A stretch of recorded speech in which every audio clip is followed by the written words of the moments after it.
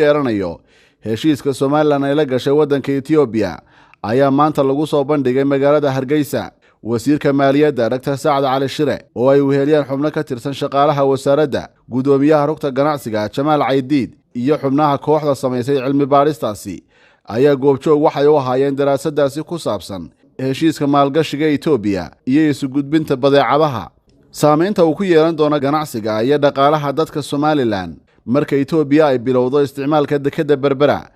balse intii aan loo gudbin faahfaahinta cilmi baarista oo markii la soo bandhigay xogtaasi saxaafaddu dibad joog ay ka ahayd, ayaa waxaa goobta ka hadlay wasiirka wasaaradda maaliyadda Dr. Saad Cali Shire iyo Jamaal Caydiid, gudoomiyaha rugta ganacsiga ee Somaliland. innaka dhaqaaleheen waa dhaqaale laba tiir ku dhisan. tiirna waa xoolo, tiirna waa ganacsi. labadu waxay u baahan in la dhaqaaleeyo oo la kobciyo ay labadu u baahan yihiin. waxaynu la ganacsanaa wadamo fara badan baynu ka ganacsanaa, laakiin wadamada inoogu muhiimsan xagga ganacsiga waxaa ka mid ah wadanka Ethiopia jaarkeena ayaa ka mid ah. fursado fara badan oo ganacsi baa labadeennaba inaga dhexeeya. imka insha Allah bidnaahi kariim dekadaas markay noo dhisanto la ballaarinayo ee free zone kaaynu samaysano ee wadada isku xidhaysa Wajaale Berberi noo dhamaato, waxay noo furmi doonaa albaabo fara badan bay noo furmi doonaa ganacsi.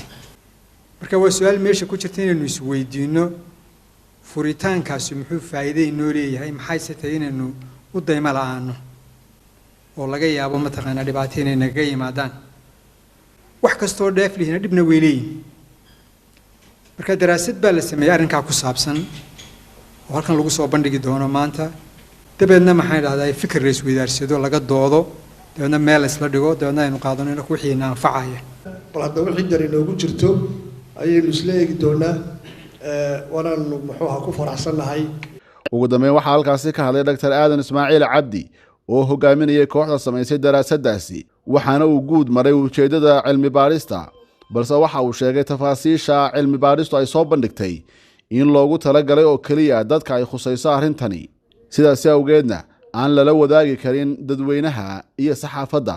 barnaamijka maanta halkan aynu ku haynaa waxa weeye waxa loogu talagalay horta cid ay khusayso, ma aha mid u furan dadweynaha oo ay cid kasta ka soo qayb galayso. waxaan ugu talagalay xogta inaanu la wadaagno ciddii ay khusaysay, khaasatan labada daraf ee ay khusaysay oo midna ahaa ganacsatada, midna ahaa maxaan ku rahdaa wasaaradda, khaasatan shaqaalaha customs-ka iyo wasaaradda horumarinta maaliyadda shaqaalaheeda. waxaan soo bandhigaynaa daraasadii aanu sameynay. waxay ahayd in cilmi baaris lagu sameeyo saameynta ay ku yeelanayso heshiiska Ethiopia lala gelayo ama lala galayba ee khuseeya ganacsiga iyo alaabta ina dhaafaysa oo transitka oo gudbinta alaabta. maadaama Ethiopia la soo degayso alaab badan, alaabtaas saameynba ku yeelanaysa dhaqaalaha. maadaama ganacsatada wax ka iibiso, hadday iyagu toos loo soo degaan alaabtii, iyadana ganacsatadeenii bay saameyn ku yeelanaysa. marka bal in la ogaado intee in leeg weeye saameyntaasi, sidee bay u saameynaysaa, maxaa carqaladaha aynu kala kulmi karaa alaabta la gudbinayo, ama wadooyin ha noqoto ama dekada ha noqoto, mid kastaba ha noqotee.